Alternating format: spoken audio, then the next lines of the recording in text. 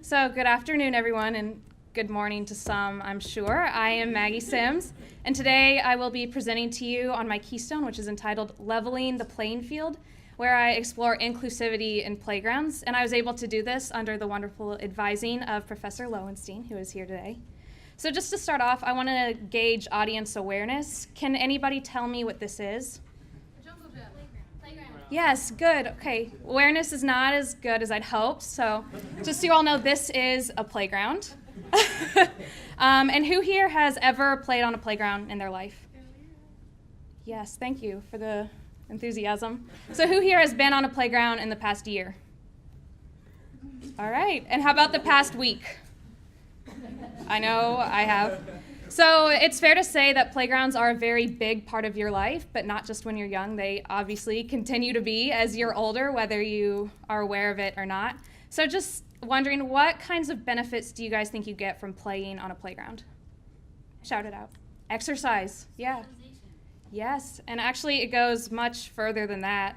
Playgrounds are a huge part of growth and development in children, more than you even realize. It's often their first chance to be independent. You know, mom might be chatting or gossiping on the bench, but a child falls off the monkey bars and they make the decision to cry or to pick themselves back up, or, you know, someone wants to share equipment, you know, it's their choice to share or to not share. So it really is a chance to build social interaction, emotional skills, leadership skills, learn to advocate for themselves, and really play out their imaginations in this platform. So I want to go back to the original image. I chose this. This is actually my own elementary school playground back in Shawnee, Kansas. And after doing this, all this research, I kind of wanted to look at my own experience to see how does this apply. So imagine you are a child in a wheelchair. How would you play on this? Does anyone have any ideas? It's actually a little misleading because this indicates that a wheelchair would go in there. But in fact, the ground is all cedar chips, which a wheelchair cannot even access. So the answer is you cannot play. You are missing out on all the benefits that all the other kids are getting. So this led me to inquire about what are the requirements for a playground. So the American Disabilities Act passed in 1990, and it extends to cities, ramps, accessibility into buildings, but it also extends to playgrounds. And what those requirements are that ramps have to be wide enough for two wheelchairs to pass each other, and they have to have a maximum slope so that wheelchairs can go up and down.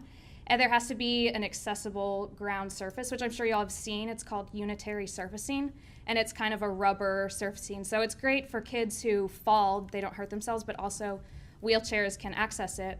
And so it's cool in the sense that it's accessible, but this doesn't necessarily mean that kids of all abilities can play, because sure, they can go up a ramp and wave and go back down the ramp, but they can't necessarily play on the equipment with all the other kids, which led me to the question of how do we create an equal opportunity for all children to play together regardless of ability? And I came up for the idea, in high school I volunteered with an organization and later worked for called Variety Children's Charity. And what they do is they provide equipment for children with physical and cognitive disabilities. And that's when I first came upon the idea of an inclusive playground. And I thought that it would be really cool and really great for Boston. So what is an inclusive playground?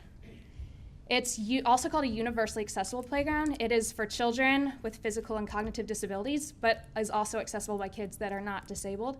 So it has equipment that can be used for all abilities, and it promotes inclusion and understanding as really a safe environment that kids can all play together. So based on this criteria, how many playgrounds like this do you think are in Boston? 20.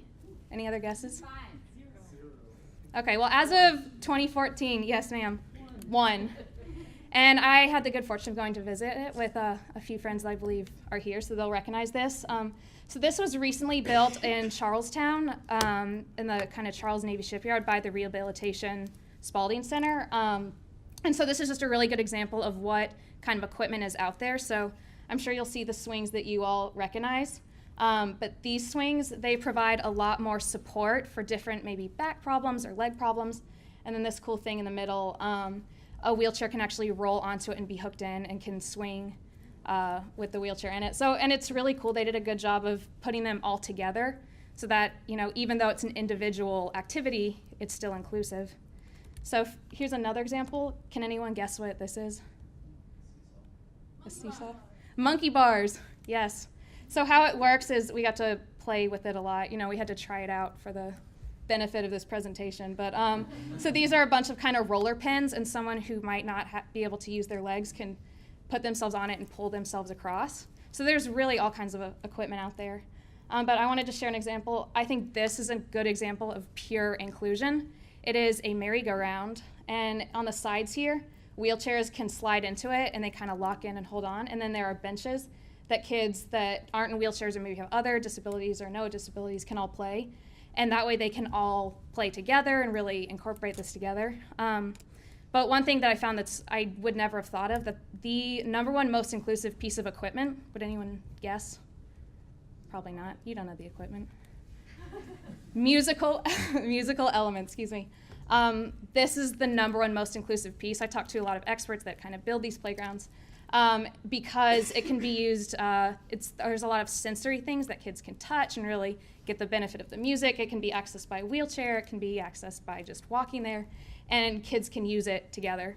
So here's just kind of some examples of what inclusive equipment looks like. So what I did for my project, I won't bore you with all of the details, but I kind of looked at what goes into building this playground, and everyone I talked to, the first thing you need is the land, because once you establish where it's going to be, then everything else can be built on top of that. And a lot of that depends on your decision. Do you want to partner with the government? Do you want to partner with a private entity? Kind of what liability things come into play. So that's really the first piece. And then from there, you want to choose what equipment you want. And I just gave you some examples of what that looks like. And then from there, you kind of want to figure out the costs. And the costs that go into it is there's the equipment, and then there's the delivery, and then there's the site excavation, and then finally kind of the unitary surfacing. And those are all considered separate. But the hardest piece, as you can imagine, I'm sure, is the fundraising, because how do you get people to want to donate to this cause? And the way it's been done in the past, and the way this, it's actually the Thomas M. Menino Park that I showed you all. So they kind of got a collaboration of private corporations, government funding. Sometimes private individuals are really wealthy and just want to donate their land or their money. And oftentimes communities will work to build that together through bake sales or things like that. So it's really, really important to get community support and market it to them in a way that they want to support this and include this. And I think Boston is a great place for that, because the schools themselves are very inclusive. The kids with different disabilities are in the classroom with kids without disabilities. And there are so many, really great hospitals here and a lot of good medical work. So just to give you an example of some models of playgrounds and how much they cost, this is an example of a $50,000 playground. This one is $100,000. And then this is an example of $150,000. And that does not include kind of the site excavation, but just to give you an idea of how much they cost and what it can kind of buy you. So why does this matter? That's kind of the big question. Why? I mean, obviously kids should play, but one thing that I really noticed in my time with Variety Children's Charity is that as adults, we're so concerned with how society views us and how we come across and are we doing this or that, but kids do not have those reservations. A child who is blind or in a wheelchair or has Down syndrome, they're not frustrated with their situation. They're not unhappy. They don't notice that there's anything different. And so when people treat them differently, they get very confused and very frustrated, and they don't understand why. And in turn, kids that might not have those same challenges see this, and then they think they are different. And having something like a playground with all these benefits where they can't enter, it's kind of telling them that, no, you're not normal, you can't play with the other kids, and it's frustrating and it builds barriers. But if you put children on all the same playing field, then it helps the kids that don't have those challenges see that there's no difference and they can really play, and it really promotes understanding and inclusion. And a lot of what you learn as a child carries you into adulthood. A lot of the things that you probably believe now are things that you learned very early on. So if you can learn things like this inclusion and understanding for different people at a young age, it will carry you as you grow up, and it will promote a better society overall. And that's the ultimate goal, I think. So thank you all for your time. I will answer questions at this point.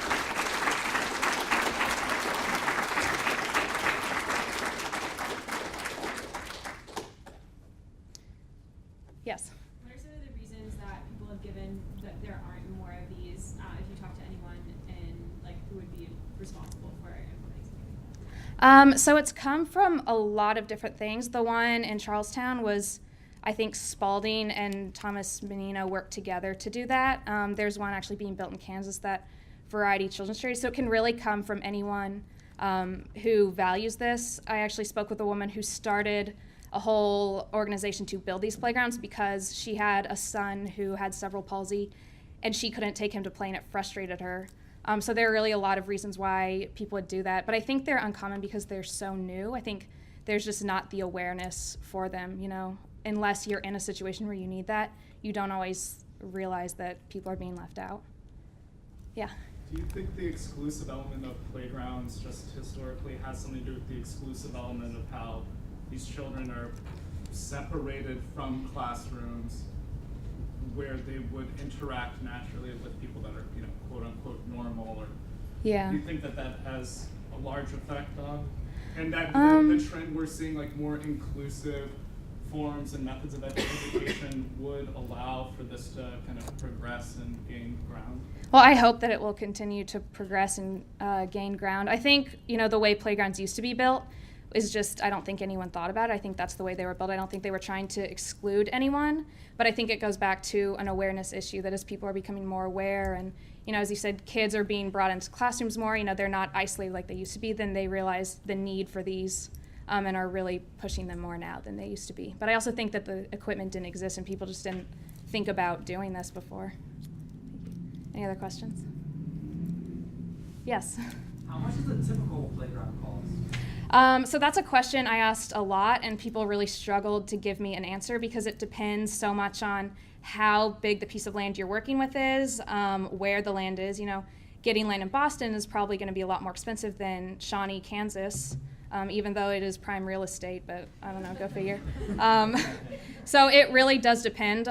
In terms of equipment, I gave you some examples of how far money will go in terms of equipment, but a lot of it depends on land and what you have to do. But the playground that I showed you all, it is massive and it's in Boston, and I couldn't get an exact figure, but it fell between $200,000 and $500,000.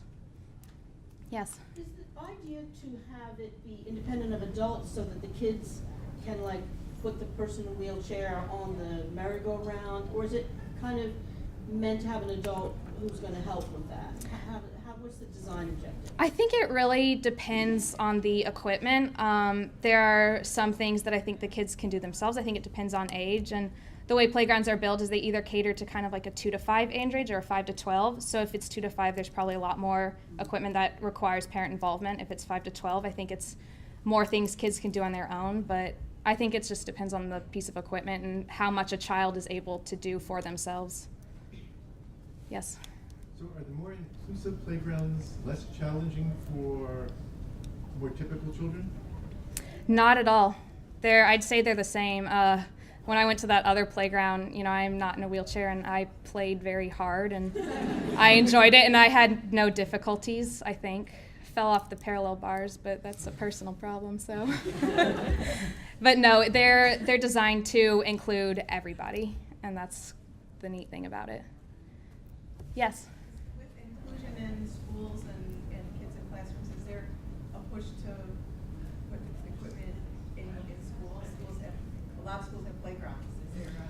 Did you find anything that? Not a ton, but I think it's definitely an awareness piece. One thing I did find is that it sounds like playgrounds kind of go on cycles where they go back and reevaluate and touch them up, and I think what would be really cool is to talk to schools and talk to the government and try and get on those schedules to retrofit what already exists, because it would be, I think, pretty easy to, you know, exchange swings or monorails or things like that. All right, I think I'm out of time for questions, but thank you all so much, and go play.